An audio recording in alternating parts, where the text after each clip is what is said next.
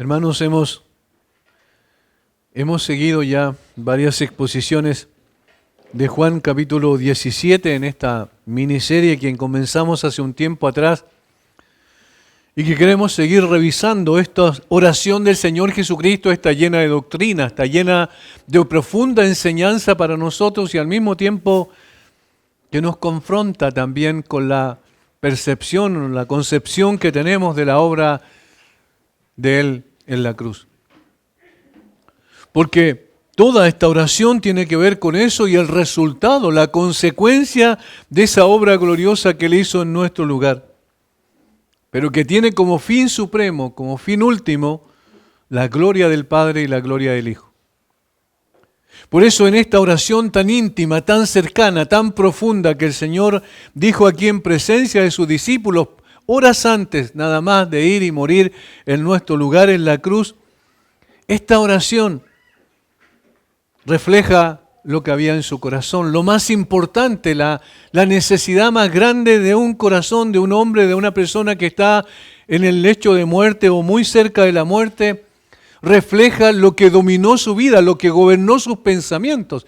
¿Cuál era el eje central de su vida durante todo el tiempo que estuvo aquí en la tierra?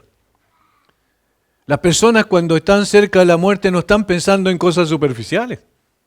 No están pensando en si tienen o no el dinero, por ejemplo, para poder proceder posteriormente a su sepultación. No están pensando si le dejaron o no le dejaron poco o mucho a sus hijos. Están pensando en cosas más trascendentes. Porque en ese momento se viene a la mente con toda certeza cosas que realmente importaban más que cualquier otra cosa por la cual luchamos en esta tierra. En el caso del Señor Jesucristo, este hombre perfecto, el único hombre perfecto que pisó la tierra, que al mismo tiempo era el Hijo de Dios, muestran dónde estaba su corazón. Su pensamiento principal estaba en la gloria de su Padre y en la gloria de Él.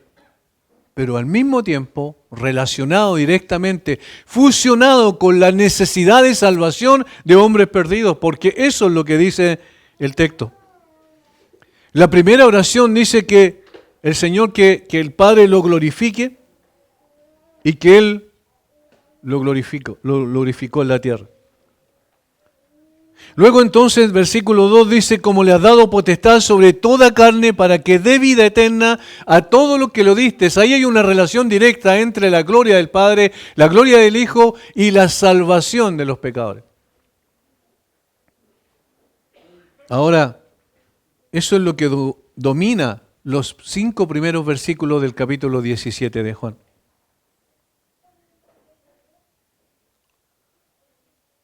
Este deseo del Hijo de glorificar al Padre se verificó ya 1000 años antes, más o menos, que el Señor Jesucristo hiciese su aparición en la tierra. Este deseo supremo de glorificar a su Padre está en el Salmo 40, versículos 6 al 8, escrito por David, pero que hablan mucho más allá del propio David, de su vida, y tienen que ver con alguien que iba a venir de su descendencia y que iba a hacer una obra gloriosa por causa de que en su corazón, en el centro de su corazón, iba a estar siempre el hacer la voluntad de su Padre. Dice literalmente el texto, Salmo 40, versículos 6 al 8, sacrificio y ofrenda no te agrada, has abierto mis oídos, holocaustos y expiaciones no has demandado. Entonces dije, he aquí vengo, en el rollo del libro está escrito de mí, el hacer tu voluntad, Dios mío, me ha agradado y tu ley está en medio de mi corazón. El hacer tu voluntad, Dios mío, me ha agradado. Y esa es la manera en que el Hijo viene a glorificar al Padre al someterse para hacer su voluntad. La vida del Señor Jesucristo giró siempre, alrededor de más de 30 años que estuvo en esta tierra, siempre giró en torno a su Padre, incluso cuando tenía 12 años y fue al templo y posteriormente se les perdió a María y José, sus padres, y cuando lo vuelven a encontrar y lo reprenden, él dice, en los negocios de mi Padre es necesario estar. ¿Por qué? Porque eso gobernaba su vida. Esa era la razón de su existencia, por eso vino a esta tierra. Por eso tomó naturaleza humana, para hacer la voluntad de su Padre, porque de esa manera su Padre sería glorificado. Pero no vino a hacerlo de mala voluntad, sino que dice: el hacer tu voluntad, Dios mío, me ha agradado. Hay un placer, una satisfacción en poder agradarte. Yo quiero glorificarte, para eso estoy aquí en esta tierra. Y por eso tu ley está en medio de mi corazón.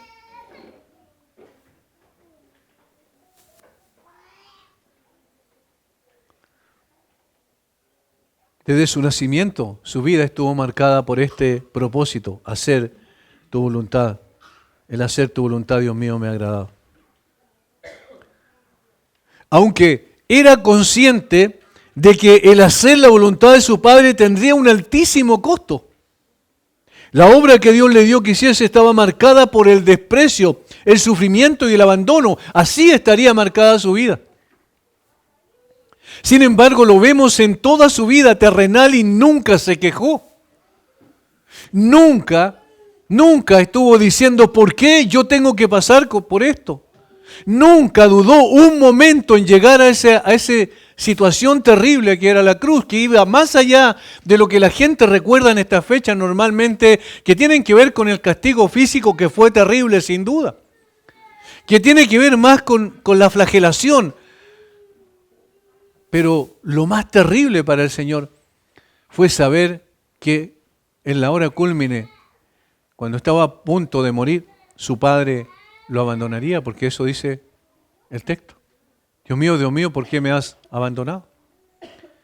Eso iba a ser lo más complejo para él. Sin embargo, el Señor sabía esto. Y por eso los versículos 3, 4 y 5 del capítulo 17 da por hecho de que iba a permanecer, iba a colocar su rostro como pedernal e iba a morir en esa cruz, bajo ese flagelo. No solo el desprecio de los hombres, no solo la burla de los hombres, que fue un hecho, una realidad, más que en todo lo que nosotros podemos sufrir en esta tierra, Él sufrió. Sin embargo, lo más terrible iba a llegar en las últimas 3 horas de su sufrimiento ahí en la cruz. Pero ¿qué dice antes de eso en esta oración de Juan 17? Versículo 4: yo te he glorificado en la tierra, he acabado la obra que me diste que hiciese. Ahora pues, Padre, glorifícame tú al lado tuyo con aquella gloria que tuve contigo antes que el mundo fuese. El versículo 4 está diciendo que Él ha acabado la obra. Le está diciendo a su Padre: yo ya terminé la obra. Y nosotros decimos: pero todavía falta, porque todavía no iba a la cruz.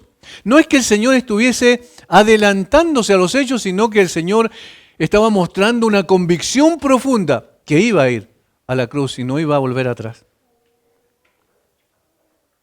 Él tenía claro que el hacer la voluntad de su Padre tendría un costo muy, muy grande. Consciente de ello, unas horas antes de ser juzgado y condenado a morir en una vergonzosa cruz, eleva esta oración a su Padre.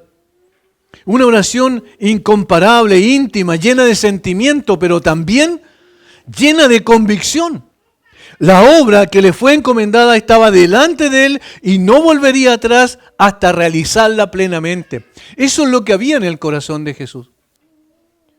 Y por eso, al poco tiempo antes de morir, ¿qué es lo que está haciendo? Lo mismo que tenía desde el principio, es decir, desde el momento en que tomó la forma humana, que fue consciente de sí mismo. De ese momento, él sabía que tenía que ir a ese lugar. Como lo anticipó Simeón cuando vio y dijo: ahora han visto mis ojos tu salvación, ahora despides a tu siervo en paz, porque han visto mis ojos tu salvación, cuando tenía al Señor Jesucristo en sus brazos, y luego le dice a María que una espada traspasaría su alma. Desde que el Señor fue consciente de sí mismo, de su propia existencia, digamos como hombre, porque obviamente Él es el Hijo de Dios eternamente, pero en su naturaleza humana, Él sabía que este momento tenía que llegar. Pero había una convicción en su corazón. La obra que le fue encomendada la haría plenamente. Al fin y al cabo, para eso había venido a este mundo y ningún obstáculo le haría desistir. Y eso es lo que está diciendo allí. He acabado la obra, he terminado la obra. Aunque todavía no había ido a la cruz, no obstante estaba diciendo, sí, yo voy a ir a la cruz. Y nada podrá hacerle desistir de aquello. Hay tres cosas que yo quiero compartir con ustedes que aparecen aquí en los versículos 4 y 5. Probablemente hay muchas más implicancias que el texto bíblico nos muestra, pero solamente quiero detenerme en tres que aquí están claramente establecidas. Primero, era una obra que glorificaba a su Padre. Yo te he glorificado en la tierra. Hay una asociación con la obra. Hay una relación con la obra. Y enseguida le dice, he acabado la obra. ¿Cuál obra? ¿Y cuál es el propósito de esa obra? Glorificarte a ti. Noten cómo en el verso 13 describe el propósito de su venida a la tierra. ¿Cuál era? Dar vida eterna a todos los que le diste. Esta vida eterna que vino a dar a los hombres, que el Padre le dio, tenía un costo incomparable. Y era la obra que el Padre le dio que hiciese. Entonces hay una relación directa entre la obra que el Señor venía a hacer, la gloria del Padre y la salvación de los perdidos. Esta obra estaba inextricablemente unida a la gloria del Padre y a la recompensa del Hijo también que vendría después en su petición del versículo 5. De allí que en su oración Jesús dice que ha glorificado al Padre en la tierra, es decir, mientras estuvo aquí en la tierra con su naturaleza humana.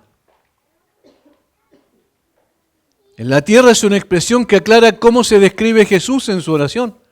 En su papel de Mesías, Salvador y mediador entre Dios y los hombres. Así se describe en esta oración.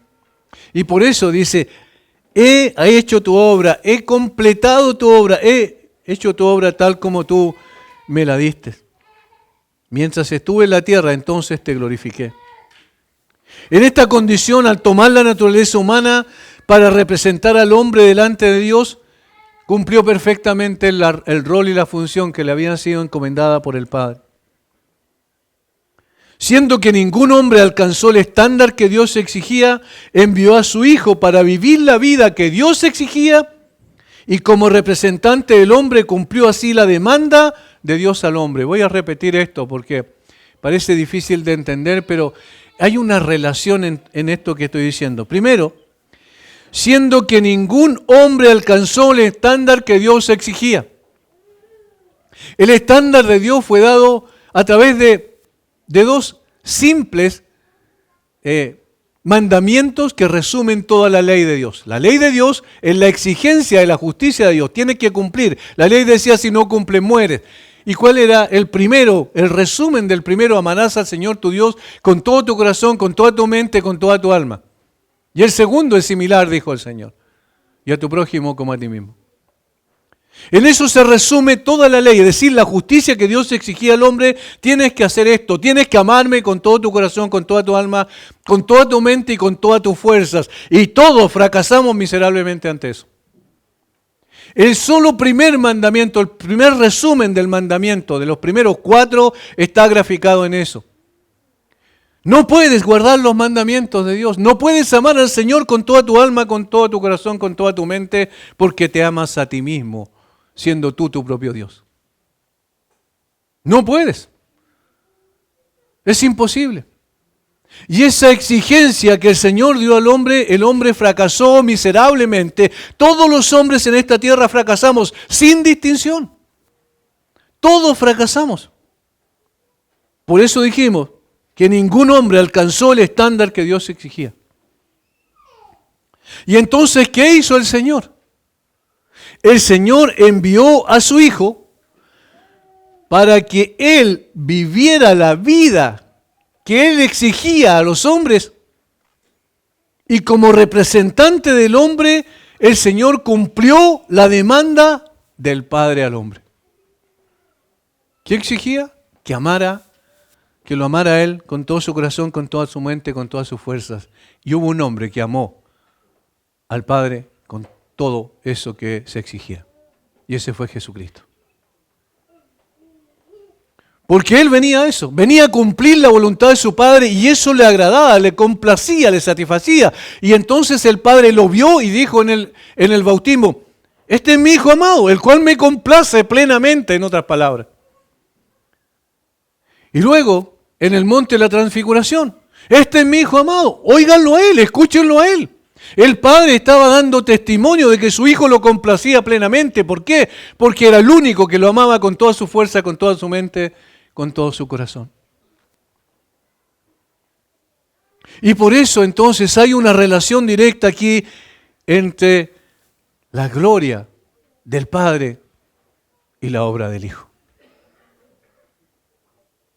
En toda su vida, Jesús hizo la voluntad de su Padre. En toda su vida, en cada momento de su vida, en cada instante de su vida, con todo pensamiento, con todo sentimiento, todo estaba coordinado, estaba organizado, estaba dirigido y ordenado para dar gloria al Padre.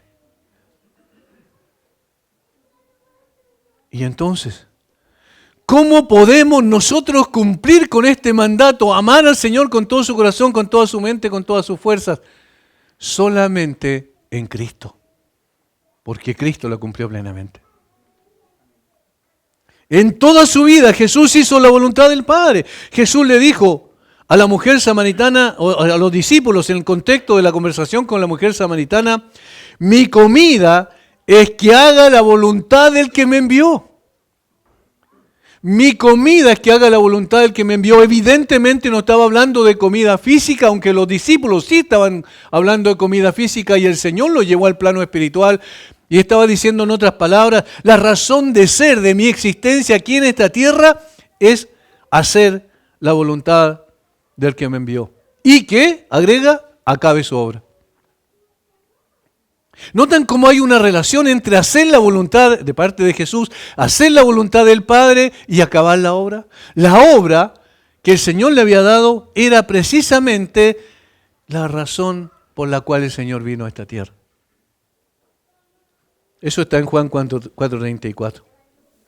Había glorificado a su Padre en su vida, cada hora, cada segundo, cada instante de su vida se dedicó a hacer la voluntad del Padre y así promovió la gloria de su Padre. Por eso le dice, yo te he glorificado en la tierra.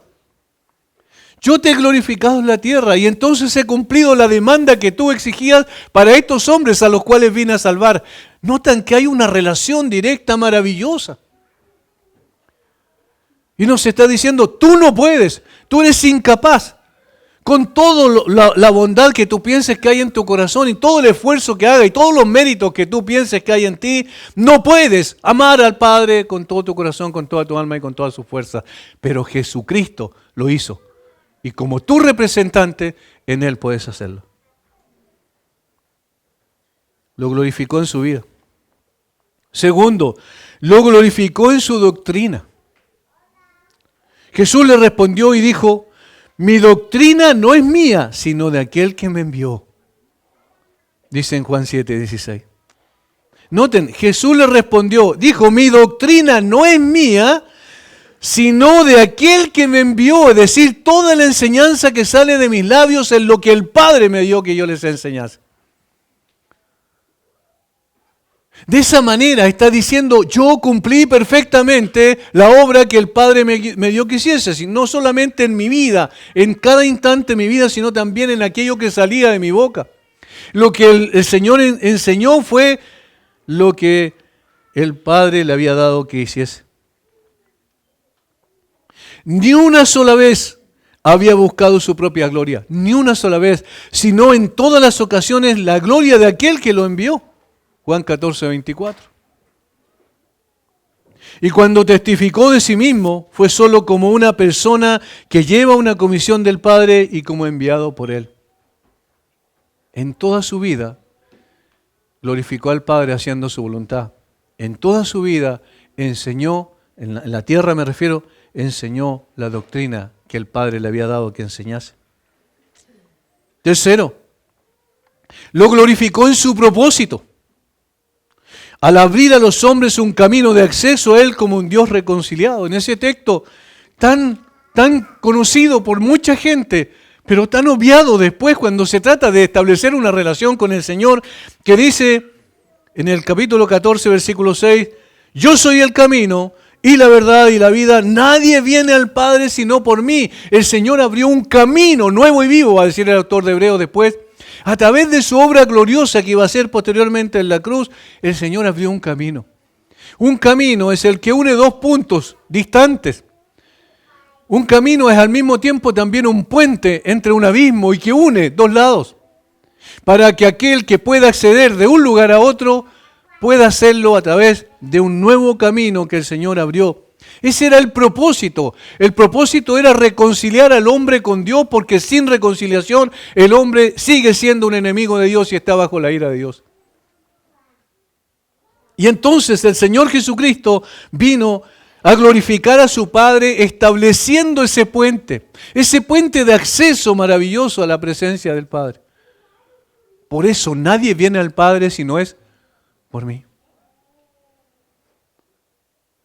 Así glorificó el Señor también a su Padre. Lo glorificó en su vida, lo glorificó en su doctrina o enseñanza, lo glorificó en su propósito. ¿Por qué? Porque este era el propósito del Padre, tender un puente entre el hombre y Él. Cuarto, lo glorificó en sus milagros. Eso es muy interesante. En Juan capítulo 5, versículo 36, dice,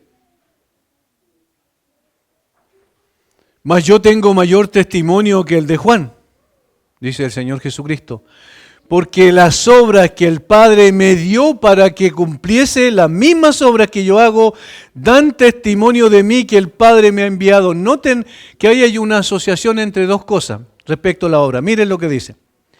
Mas yo tengo mayor testimonio que el de Juan, porque las obras que el Padre me dio para que cumpliese, el Padre me dio las obras, pero luego dice, las mismas obras que yo hago. ¿Lo notan? Es decir, el Señor le adjudicó las obras que él hacía con su poder, con su omnipotencia, se las adjudicó a su Padre. Y de esa manera estaba glorificando al Padre, porque en otras palabras estaba diciendo, coloquen su mirada en mi Padre, Él hace las obras. Todos los milagros que sorprendieron a tantos, esos milagros eran hechos porque eran las obras del Padre, dice Cristo. En Juan 14, versículo 11, otra vez vuelve a decir lo mismo. Creedme que yo soy en el Padre y el Padre en mí. De otra manera, creedme por las mismas obras que el Padre le había dado que hiciese. Aunque Él las obró por su propio poder, sin embargo, siempre los atribuyó a su Padre, quien había estado de acuerdo con Él en el ejercicio de su omnipotencia. Lo glorificó en su vida, lo glorificó en los milagros, lo glorificó en propósito, lo glorificó también en su doctrina o en su enseñanza, y finalmente lo glorificaría en su muerte. Porque en la muerte no solo mostró el poder del Padre que lo sostuvo en todas sus pruebas, sino que reflejó el honor en todas las perfecciones de la deidad, haciendo que todo brille en un esplendor unido y armonioso, todas las características. Si nosotros queremos ver en una forma sintética lo que es Dios, tenemos que mirar la cruz. Porque allí está la justicia plena de Dios, por eso el Hijo murió en ese lugar. Allí está también la fidelidad de Dios, porque Él había prometido en Génesis 3:15 que vendría un libertador que aplastaría la cabeza de la serpiente y con eso daría libertad al hombre que era esclavo del pecado. Lo glorificó también en cuanto a su compasión y misericordia, porque se compadeció de hombres perdidos como nosotros y por eso su Hijo entregó su vida. Y entonces, una vez que el juicio de Dios fue ejecutado sobre Él, quedó libre para también amar y tener misericordia de aquellos que estábamos perdidos. Todos, si pensamos en cada atributo de la divinidad, a lo que conocemos a través de la revelación de las Escrituras, vamos a encontrar este hecho en la cruz. Todo allí, unido en un solo hecho glorioso, histórico.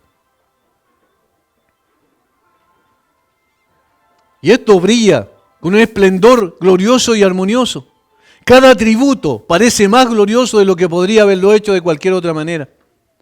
Aunque en el momento en que oró así, aún no había llegado ese momento de la muerte, demostró que que seguiría hasta cumplir plenamente la obra que el Padre le dio que hiciese, cuyo clímax era su muerte en la cruz. El Hijo glorificó perfectamente al Padre en todas las cosas, en todas las demandas del Padre, lo que ninguno de nosotros podía cumplir. Hermanos, por eso hay esperanza. Por eso hay certeza. Por lo que Cristo hizo por nosotros. Lo segundo que tenemos allí en Juan 17 es que esta era una obra que el Padre le dio. He acabado la obra que me diste que hiciese. Esta verdad es extraordinaria.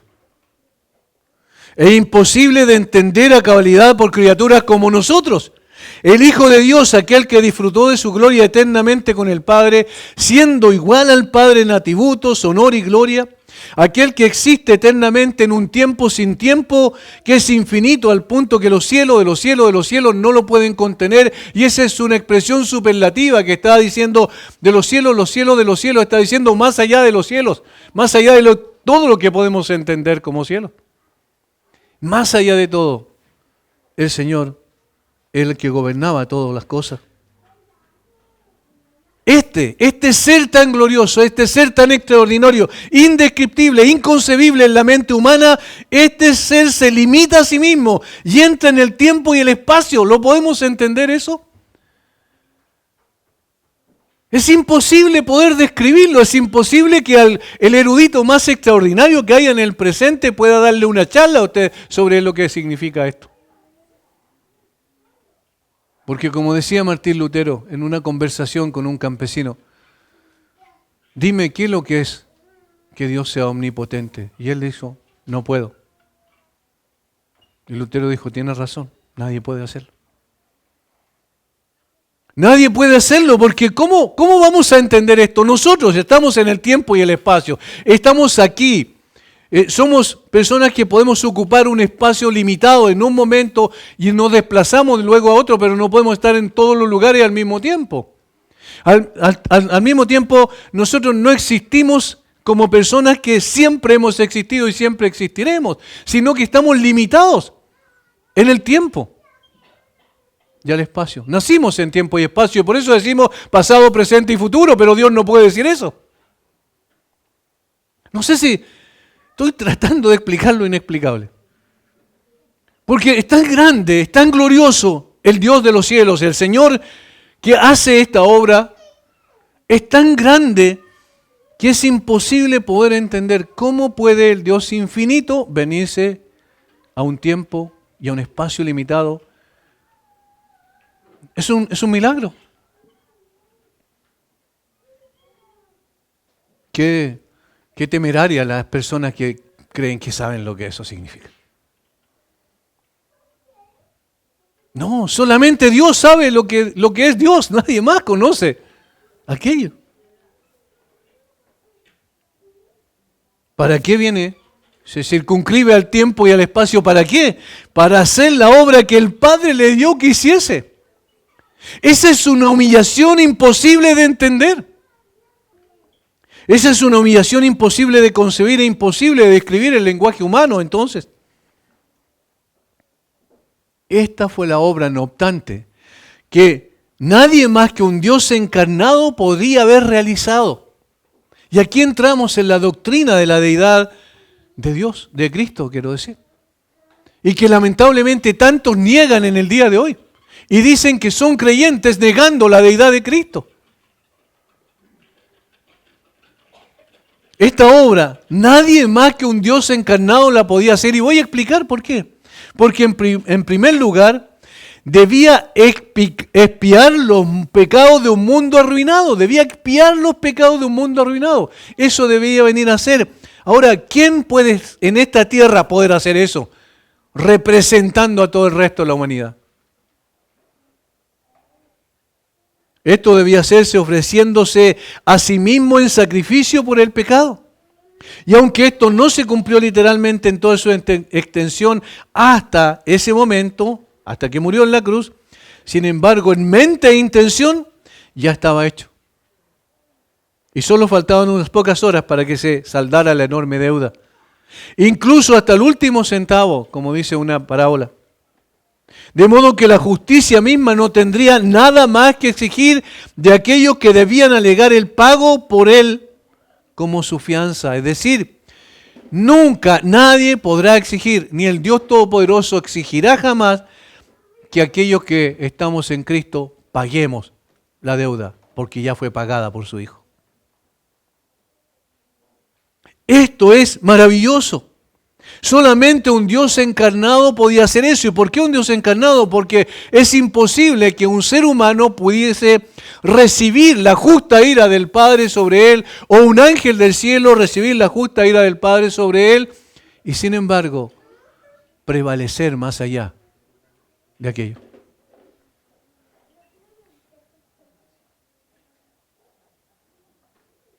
Porque el que expiara los pecados de aquellos que vino a salvar debía soportar la justa ira de Dios sobre él y prevalecer más allá de eso.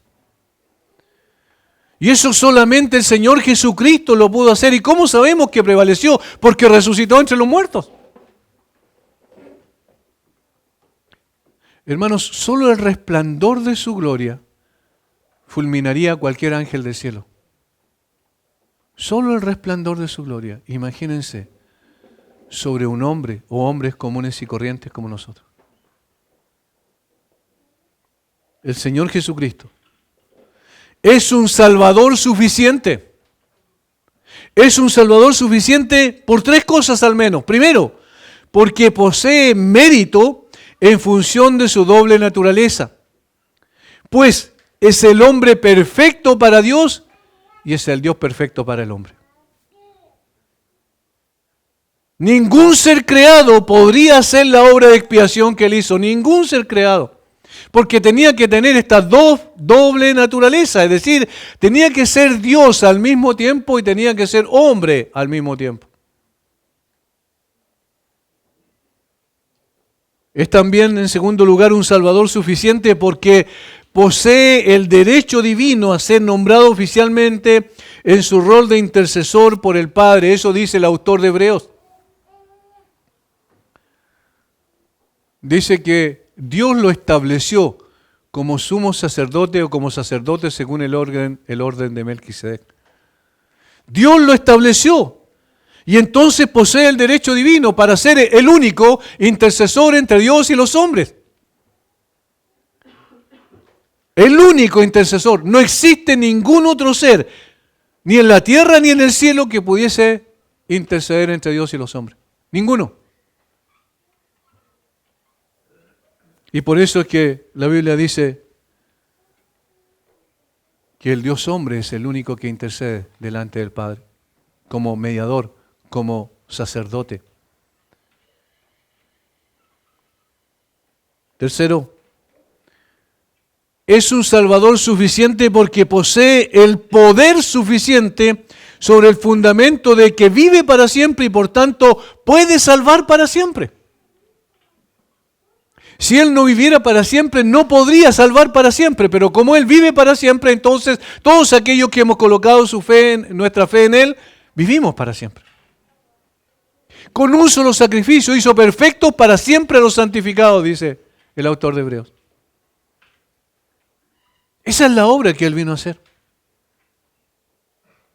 Hermanos, permítanme detenerme un momento aquí. ¿Eres consciente que esto lo hizo el Hijo de Dios para expiar tus pecados? ¿Eres consciente del costo que tenía para el Hijo de Dios sacarte de la miseria en la cual te encontrabas? No era tan simple como chasquear los dedos y decir ya este va al cielo. No era tan simple como eso. Debía producirse un sacrificio suficiente y tenía que ser entonces una persona que siendo Dios es al mismo tiempo un hombre. Hermano, porque aquello era parte de la obra concebida en la mente perfecta del Dios al cual tú habías ofendido desde que naciste. ¿Has pensado en eso? Desde el mismo momento del nacimiento tú estabas ofendiendo a Dios. En una oportunidad una hermana me dijo, cuando yo enseñé que el niño era pecador desde el momento de la concepción, fue concebido en pecado, según lo que dice el propio David en su propia experiencia. Yo le dije que el niño era pecador y necesitaba arrepentirse y me dice, pastor, los niños son angelitos. Los niños no pecan. ¿En serio no pecan los niños? ¿Cuántos niños hay aquí? ¿Los padres pueden testificar que los niños no pecan? Desde pequeñitos. Hermano, tú has ofendido a ese Dios perfecto, al Dios santo, desde que tú naciste. En tu mente, en tus pensamientos, en tus reacciones, en tus sentimientos, en tus emociones, en tus decisiones, en todo has ofendido a Dios. Esa es la verdad de las Escrituras. Por eso el Evangelio. Si no, ¿para qué el Evangelio? El gran problema del hombre es que no se cree tan pecador como es. El gran problema del hombre es que no ha mirado su propio corazón a la luz de las Escrituras y menos aún no ha mirado su propio corazón a la luz del Santo, Jesucristo.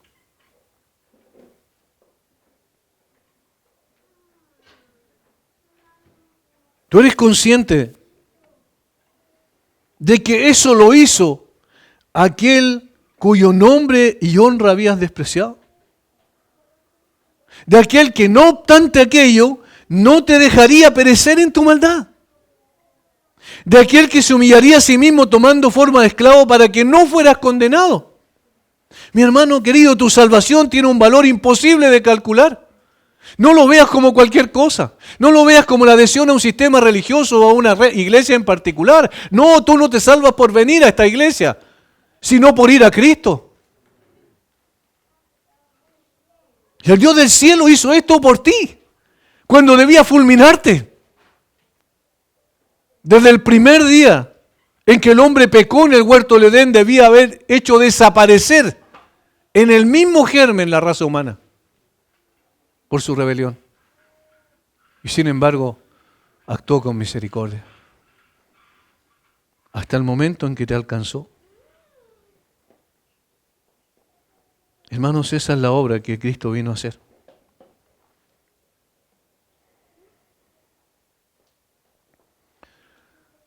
Expiar primeramente. Segundo, esta obra incluía el deber o la obligación de cumplir perfectamente la ley de Dios. Esta obra incluía el deber o la obligación de cumplir perfectamente la ley de Dios, porque de lo contrario sería imposible que la obra de salvación pudiese tener efecto alguno. Pues Dios seguía exigiendo de los hombres que cumpliesen perfectamente su ley.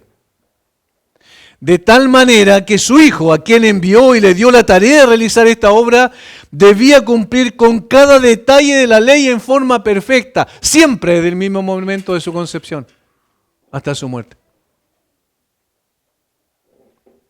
Y Él dice, he acabado la obra que me diste que hiciese. Y eso incluye entonces el hecho de que Él fue el único que pudo cumplir lo que tú no cumplías con la justa ley de Dios. Para que todos los que confíen en Él se les entregue una justicia perfecta para justificación ante Dios. Y esto también lo hizo. Porque aunque se encontraba en circunstancias de prueba que excedían con creces la que alguna vez fue soportada por un hombre mortal, nunca, ni de palabra, ni de pensamiento transgredió ningún mandamiento. Y todo, sin excepción, incluso sus enemigos más acérrimos, se vieron obligados a reconocer que no podían encontrar ningún defecto en Él. Era necesario que viviera una vida perfecta conforme a la demanda de Dios. Y el Señor lo hizo hasta el último momento de su vida en la tierra, pues acabó la obra que el Padre le dio que hiciese.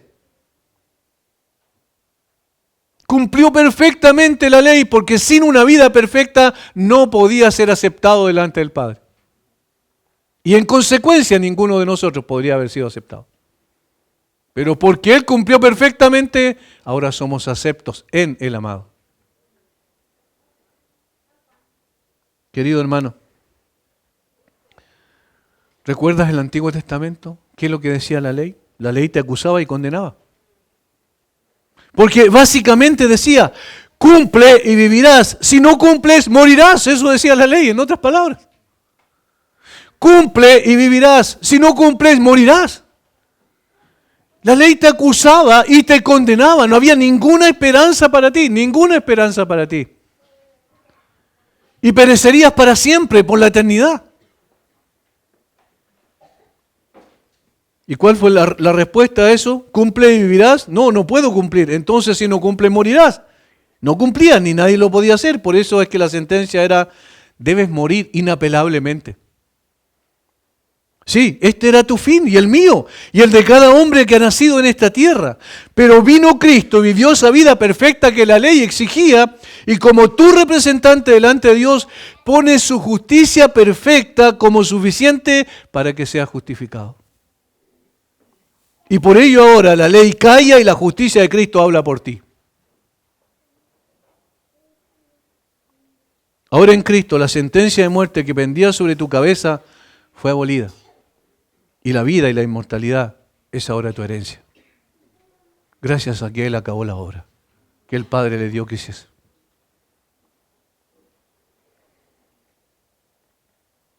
Tercero, versículo 5. Era una obra que glorifica a Jesucristo, pero de una manera singular. Glorifícame tú al lado tuyo con aquella gloria que tuve contigo antes que el mundo fuese. El Hijo había glorificado al Padre a realizar perfectamente la obra que el Padre le había dado que hiciese. Por tanto, ahora apela al Padre para que sea glorificado con la misma gloria que había compartido con Él antes de que el mundo fuese creado. Es decir, desde la eternidad. Esa gloria que le pertenecía por derecho propio, esa gloria que tenía en su esencia como Dios igual al Padre. La gloria que tenía entonces era la propia del Hijo de Dios, representada por la expresión estar en el seno del Padre, dice Juan 1:18, a Dios nadie le vio jamás, el unigénito Hijo que está en el seno del Padre le ha dado a conocer. Esa gloria la compartía ya con el Padre. Pero llegó un momento donde se despojó a sí mismo, tomando forma de siervo y estando en la condición de hombre, se humilló a sí mismo hasta la muerte y muerte de cruz. En ese momento Él dejó su gloria, pero no su divinidad, siguió siendo Dios en toda su esencia. Ahora ruega a Dios que lo eleve a la dignidad y el honor que tenía antes de su encarnación. Este es el estado al que ahora ha sido exaltado, con el honor adicional de haber expiado el pecado y de haber abierto el camino para salvar a una raza de rebeldes de la muerte eterna. Hermano, hay algo grande, glorioso. ¿Sabes qué está más allá de esto? Pensemos un poquito. ¿Es posible que el Hijo, siendo Dios, sea más glorificado de lo que lo es en su misma esencia? ¿Es posible que el Hijo, siendo Dios, sea glorificado, reciba el honor y más dignidad que el que siempre tuvo? No. Como Dios no puede tener más honor ni más dignidad. Es parte de su esencia, de su naturaleza. Pero aquí hay algo adicional extraordinario. Como Dios es imposible, pero como hombre perfecto, ascendido a la diestra del Padre, sin duda recibía aquello. Y aquí lo voy a explicar en algo que es difícil también de poder entender, porque esto es teología. Fíjense una cosa interesante. El Señor Jesucristo tomó la naturaleza humana y vino para representarnos delante del Padre, como dijimos recién, como el hombre perfecto, que cumplió perfectamente la ley y en consecuencia estaba capacitado para ser el salvador del hombre delante de Dios porque su ofrenda fue suficiente, pero se constituyó también a sí mismo como la cabeza de la raza redimida. Eso dice Romanos capítulo 5, versículo 12 en adelante. Adán era la cabeza de la raza pecadora que cayó en pecado, ¿cierto? Y perdida. Cristo es la cabeza de la raza redimida. Ahora piensen un poquito en esto. Lo que el apóstol Pablo dice en Filipenses capítulo 2, versículo 9 al 11. ¿De qué está hablando aquí el apóstol Pablo? Por lo cual Dios también le exaltó hasta lo sumo y le dio un nombre que es sobre todo nombre. Ahora, pero si siempre ha tenido el nombre del Dios Todopoderoso, ¿cierto?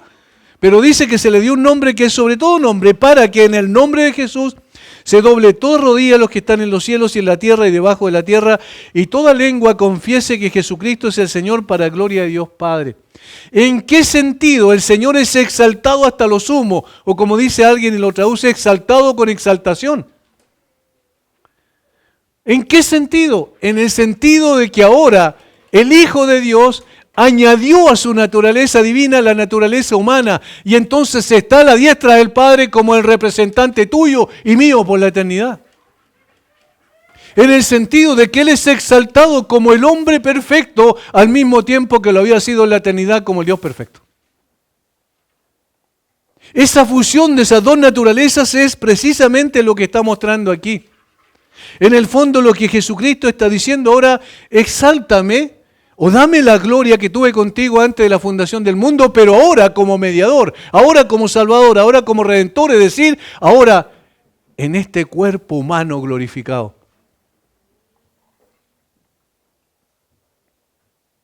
Porque en su despojamiento, como dijimos anteriormente, Filipenses 2, 6 y 7, el Hijo de Dios no se despojó de su deidad, lo cual era imposible, más bien adicionó una naturaleza humana a su naturaleza divina. Y esto último está relacionado directamente con la obra que había venido a hacer conforme al mandato del Padre. De tal forma que en su petición no solo deseaba que su humillación como Dios cesara, sino que comenzara su exaltación como hombre, y que en su naturaleza humana pudiera poseer toda la dignidad y gloria a la que tenía derecho por su unión con la divinidad. Había sido el instrumento para efectuar los propósitos del Señor, y por lo tanto era justo que participara de la gloria de esa naturaleza divina a la que estaba unida la naturaleza humana. Y ahora, de acuerdo con esta petición, quien murió en la cruz es muy exaltado y se le da un nombre sobre todo nombre, como recién leímos. En el mismo trono de Dios se sienta la naturaleza humana. ¿Saben? Nunca vamos a calcular lo que eso significa. Es imposible. ¿Cómo vamos a entender eso? El Hijo de Dios en nuestra naturaleza humana está a la diestra del Padre, sentado en el mismo trono de Dios. Y eso lo muestra Apocalipsis cuando lo presenta como un cordero que ha sido inmolado. Pero estaba de pie, dice, y todos le adoraban y le decían que por tu sangre fuimos redimidos de todo pueblo, lengua, tribu y nación. Cristo es nuestro representante. Por eso dijimos hace un rato que es el hombre perfecto para Dios, al mismo tiempo que es el Dios perfecto para el hombre. De allí entonces su petición es coherente, es consistente. Glorifícame al lado tuyo con aquella gloria que tuve contigo antes que el mundo fuese.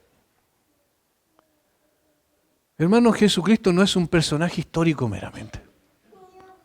Jesucristo no es un gran maestro de moral meramente. Jesucristo no es simplemente el creador de una religión. Jesucristo es el Dios eterno y el hombre perfecto, y ahora ascendido a la gloria. Nuestra raza, la raza humana, está representada en los cielos, desde el mismo momento que el Señor ascendió a su gloria. ¿No te pasa algo en tu corazón con esto?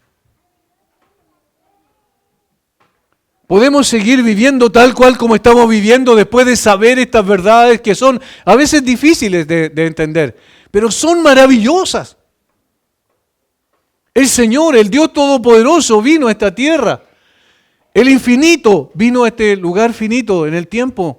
Y en el espacio, este Dios eterno vino a este mundo para que tú y yo tuviéramos la certeza, no solo que nuestros pecados fuesen expiados, sino que el Salvador era suficiente, porque resistió la justa ira del Padre sobre él, se levantó poderosamente entre los muertos y ascendió como el hombre perfecto a la gloria celestial.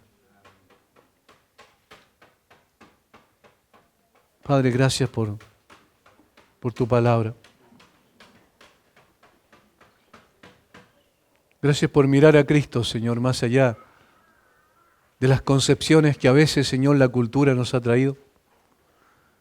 Gracias por quitar la venda de nuestros ojos por medio de tu palabra y por darnos una luz más clara para mirar el rostro de aquel que nos amó. Y para agradecer y glorificar eternamente su nombre.